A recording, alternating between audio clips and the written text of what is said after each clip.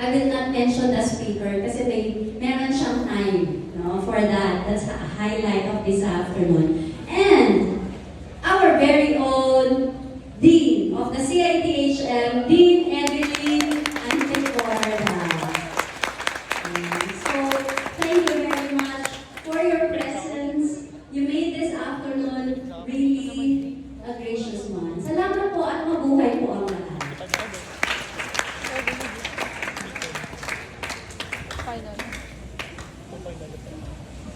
Thank you so much, Dr. Mendoza. Now, before I start a message from the highly respected and honorable School Director, Dr. Arnaldo S. de Guzman, to be represented by CITHM Dean, to be represented by the ever-amazing Executive Vice President of the UPHSD, Dr. Marjorie Gutierrez Tao. Hi, do not get confused. I'm not Dr. Dawn. Okay, guys, I am Marge. Our esteemed honorable guest speaker, Honorable Andre Peter Stanislao, who's from the Department of Foreign Affairs. So, round of applause again. You know, it's a time of the day where we need double shot of espresso. Team Eve, of course, Dr. Mendoza, the amazing faculty of CITHM. Where are you guys? CITHM. There you go, sir. And then staff, of course, fellow educators, PARTH from PARTH. And then we have, the Junior Tourism and Hospitality Management Association of the Philippines. I think Nicole from Southern is here. So there Nicole, I know that you still remember me. And from the different participants of the different colleges and universities, fellow young minds, we are all young minds, research or tourism enthusiasts, or perhaps science enthusiasts, and future leaders. Amazing afternoon to all. How are you? Are we good? I have no energy. Again. Are we good? Yes. Are we all very small? Can you all read that? Can we read it together? What's this amazing theme this afternoon? Ready? Go. Reshaping.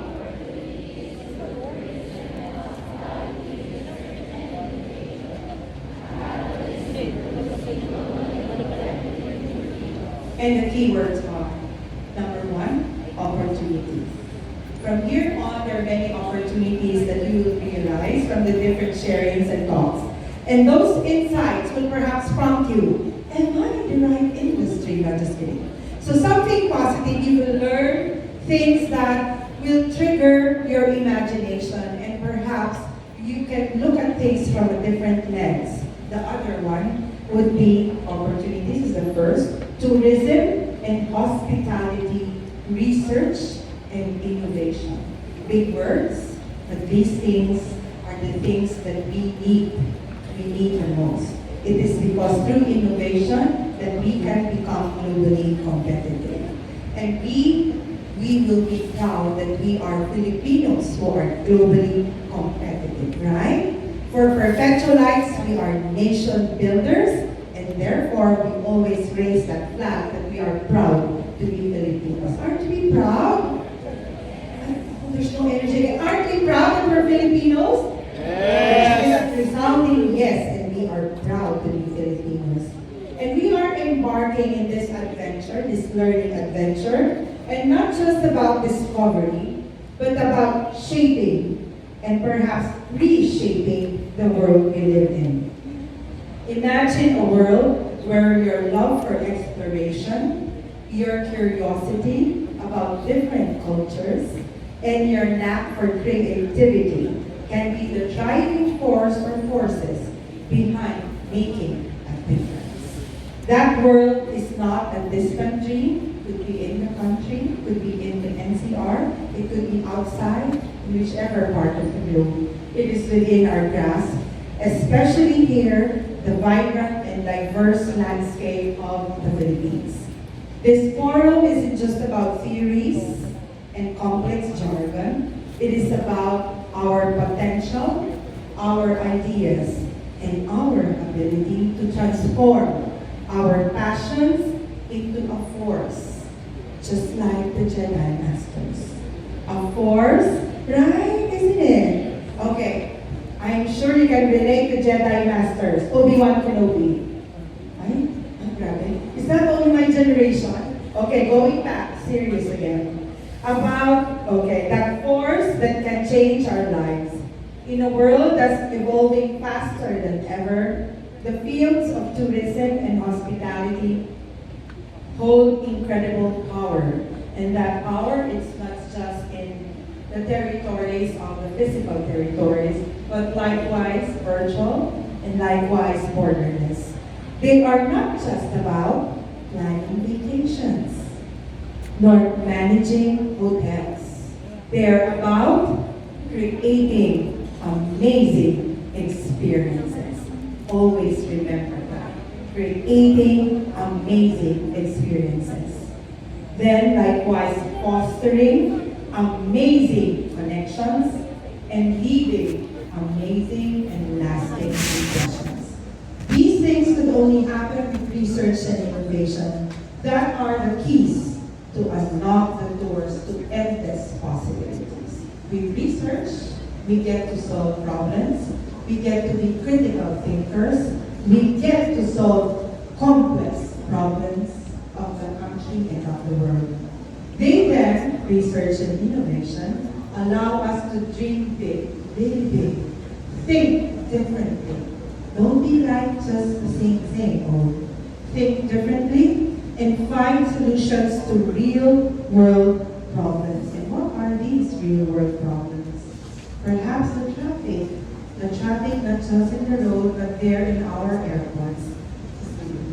Whether it's discovering sustainable tourism practices, truly about making sure our practices are sustainable for the next generation.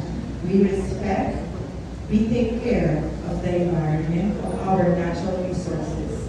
Designing unique travel experiences beyond glamping, or using technology to revolutionize hospitality. Each of us has that power to contribute to this exciting future. Being globally competitive doesn't mean just being the best. It means being adaptable, open-minded, and ready to take on the challenges. For us perpetualites, it means never giving up. It means having that grit, having that passion to push forward so that we improve and we deliver the best. It is about likewise embracing diversity, learning from different cultures, and using that knowledge for a positive impact. In this room, in this hall, there's an incredible mix of talents, ideas, and aspirations. Let us use today's event to share our thoughts, ask questions, learn from each other. I hope you brought your notebooks and pads and iPads with you, and explore the uncharted territories, something that's not set in stone of innovation together. Remember, each one of you matters. Your voices matter. Your ideas, no matter how small it might seem to you, could spark the next big revolution in tourism and hospitality. Let's dive in then to today's discussions, engage in activities, and most importantly, let's have fun. Let's have fun, guys. Let's have fun while learning and exploring. And with our honorable guest speaker, we shall indeed have fun and learn from him. This forum isn't just about what you will take away from here. It's about not just what you can bring back to your universities, to your communities, but what you can likewise share to the table, to the discussion. Let us embrace this opportunity. Let our imagination soar. And together, let us shape a future where globally competitive Filipinos stand tall and shine brightly on the global stage. On behalf of our school director, Dr. Donald Guzman, our founders, Brigadier General Antonio Tamayo and Dr. Daisy Tamayo, our PH or Hospital President, Lieutenant Colonel Richard Tamayo, our Board Director and Vice President for Athletics, Mr. Anton Tamayo, and of course, our beloved University President, who is celebrating his 50th today. So if your friends on FB, if you see him, please greet him. A big happy birthday, Dr. Anthony Tamayo. Have an amazing afternoon and let the adventure begin. Have a nice day, everyone.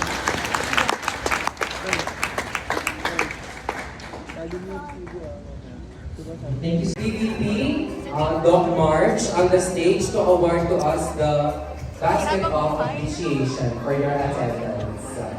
Together with the Dean of the College of International Tourism and Hospitality Management and the Chairperson of the College of International Tourism and Hospitality Management. And lastly, with the TM MICE Events Manager, Ms. Nadine GNP Paya. Please join us on stage.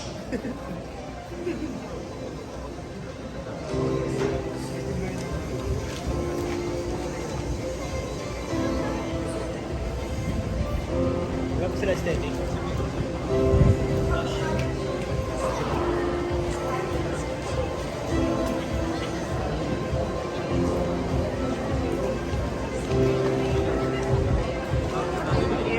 Say good afternoon. Natin nga ako. And to the other person, good Aray afternoon. ko. Now look to the person behind you, good afternoon. Now look to the person na hindi yung kaklase o hindi yung ka-school, good afternoon. Good afternoon. Good. Hopefully today we learn not only through the research congress, pero you get to network with each other. Mamaya, nandiyan na ang forever nyo sa audience. Uy, hindi ka gaganyan. Ladies and gentlemen, I wish to thank the BSTM and BSHM Meetings, Incentives, Conferences, and Events class of academic year 2023-2024 under the tutelage of Dr. Mendoza for this wonderful opportunity to speak with all of you today. I think that the MICE classes of both BSHM and PM, they really love me because every time we have an event, my classes are cancelled or postponed. Kasi natatamaan yung schedule ko. So I think every batch na to is very intelligent because he just invited me as guest speaker. So hindi na ako magtatapos. Congratulations in advance to you. So I'd like to, I think this is forward.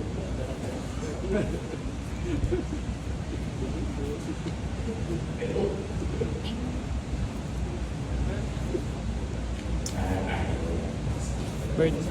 Bird. Bird. Ambert. Yes. Ambert. Ambert.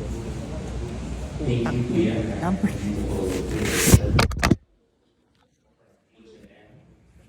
Thank you. See, I know we're talking about globally competitive Filipinos, but I entitled my talk for you today, Data-Driven Courage. And bakit mo research? My content for you today is number one, research is like getting an injection. Number two, research, painful yet necessary. Then I'll talk to you about the data-driven policies to enhance the Philippine economy through tourism. And finally, research molding. And this connects to our theme today, to the global catalyst of the Philippines. Pero I'd like to start, my dear friends, with some words or phrases that terrorize students. Okay? Magpa-flash ako, tignan nyo kung tatakutin kayo or not. First, prelims, midterms, finals. Gusto nyo ba yan? I call this a trifecta of terror. Okay? 5 minutes left. Ayan, naghihiyawan na yung iba. 5 minutes left, no? Yung mga prof na mahaba magpa-exam. Nako, sinong guilty dyan? O si Dr. Policarpio. Next, tignan natin if this is going to scare you. Friend, natapos mo na yung homework? Me, may homework? Yan. Yan, ha? Sino mga guilty dyan? Next, let's see if these things scare you or not. Your ex. Ayun na. Nakakatakot ba sabihin lang ex kung ano na pumapasok sa isip niyo? Next, ito. I like this one. Mars, pautang. Ha, I'm allergic. Nakakatakot yan, no, Dean? Pag may lumapit ng ganyan, Mars, pautang. Next. And I think, included as the topic that we have for today, research. Diba? Research is something that is along with all of these things that scare the student. This is quaint, this assumption, this is interesting, because the theme of today's presentation is research should be a catalyst in producing world-class Filipinos. Pero bakit nakakatakot? Why is it so scary? Pag sinabing thesis na, sino dito ang tapos na ang thesis? Sino dito ang magti-thesis pa lang? Congratulations sa inyo magti-thesis. It's a scary proposition, but I would like to suggest to all of you, research is like getting an injection shot. Real talk naman tayo. Hashtag real talk. Okay? How is research like getting an injection? A necessary, and for lack of a better term, an evil that brings about good results. Let me offer to you the following justifications, my dear friends. First of all, research is painful. I have the prof in grad school sabi, I love research. So don't look for what? I love research. Sure, I'm not questioning that he loves research, but saying I love research is like saying I love pain. Okay? It's painful. Research is a painful process. Don't let anyone tell you that research is pleasurable. It's not. Sure, you get pleasure from the data, from the analysis, from the recommendations, etc. But research is a painstaking and meticulous process that leads down many rabbit holes, which sometimes are extremely frustrating and inconsequential. Next, it is a difficult process. Diba? Before you get a vaccine, you need to undergo processes. Baka allergic ka. Immune ka ba dito? Though there are a plethora of tools right now available to the researcher, like ChatGPT. Sino gumagamit ng ChatGPT? Pag nag-check ako ng mga essay, halatang halata kung sino nag-ChatGPT. Okay? But I'd say there are tools available for you. But the entire research process is neither simple nor easy. From choosing a research topic, to refining the thesis statement, to siphoning literature to be reviewed, to devising a questionnaire, to validating the questionnaire, to the administration scoring, summarizing, concluding, recommending, paneling, defending, the entire process is difficult and daunting. Tingnan nga natin anong school ang makakasagot ng question ko. Philippine Proclamation 247 says this month in the Philippines is Research Month. Anong buwan sa buong taon ang Research Month? Hala. Shout your answer. February. Or March. It is September, everybody. September is Research Month. But I think dapat palitan to November 1 because research is really scary. And finally, research requires courage. And with all things terrifying, such as facing the dreaded injection, courage is also required when one commits to engaging research.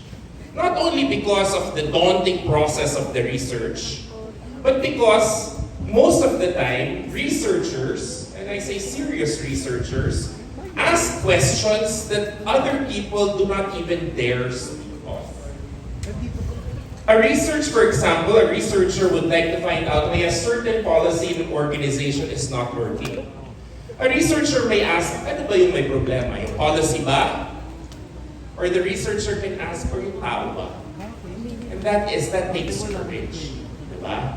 Kasi tayo, we don't want to offend people. I was actually in Robinson's Las Piñas 2 days ago. I was renewing my driver's license.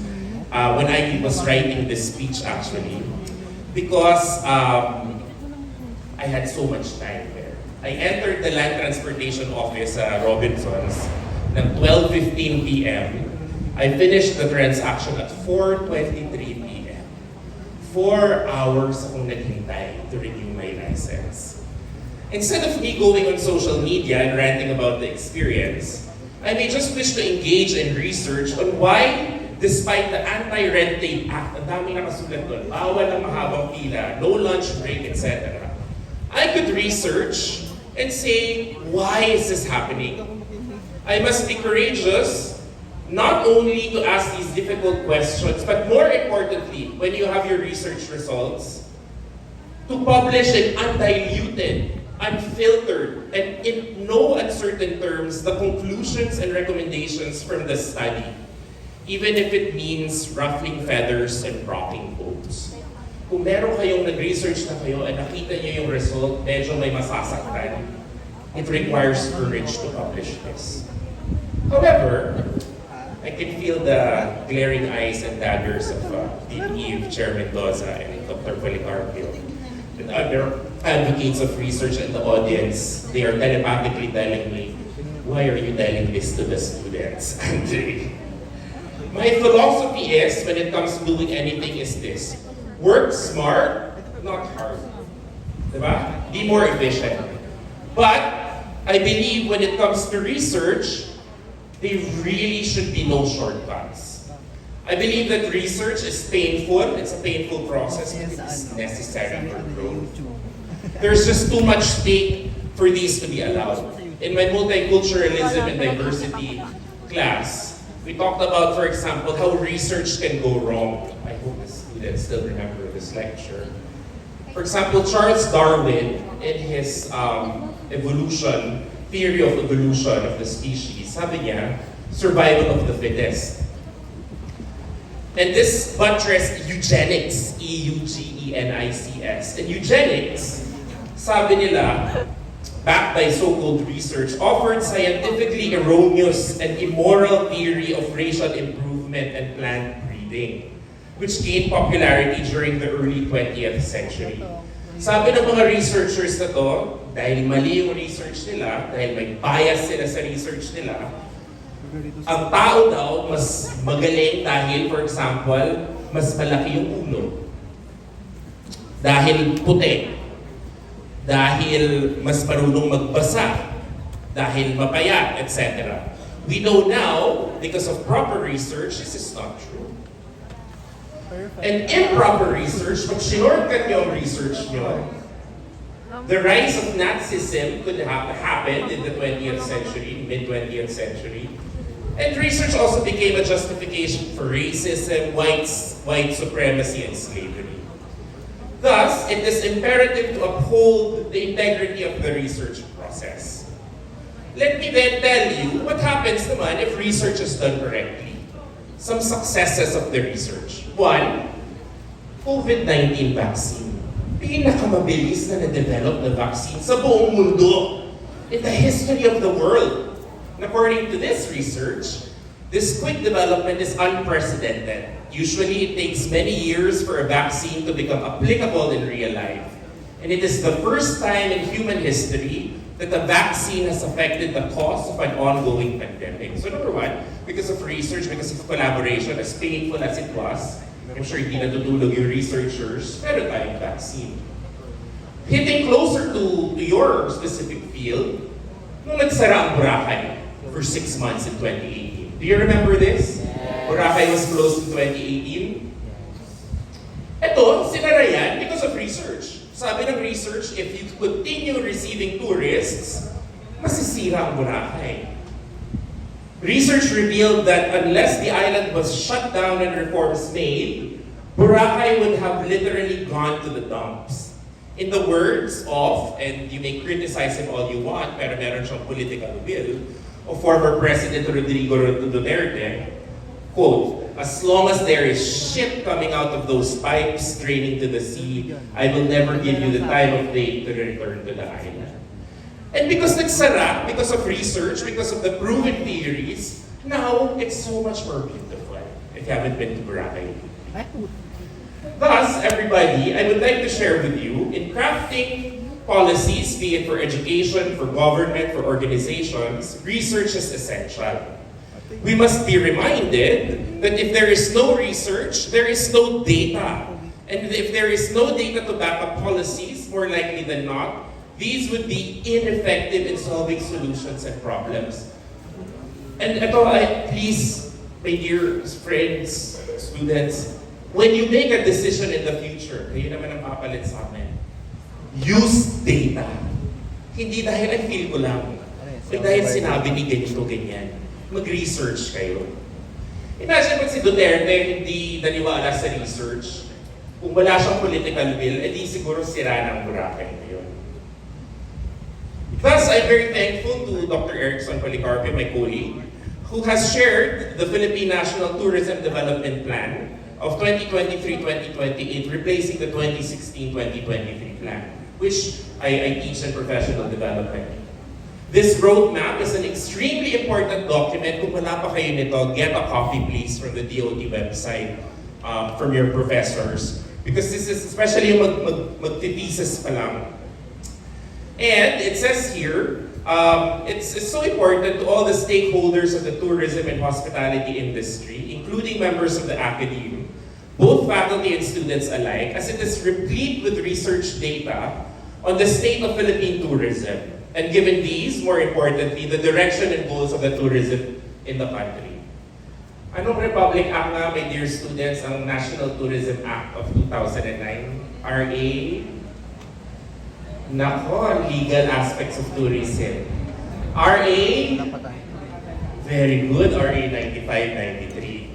Republic Act 9593 or the Philippine Tourism Act of 2009 says that, nakasulat dito lahat yan, tourism, and I hope you've seen this, this is from the Statement of Policy of 9593, is an indispensable element of the national economy which must be harnessed as an engine of socio-economic growth and cultural affirmation.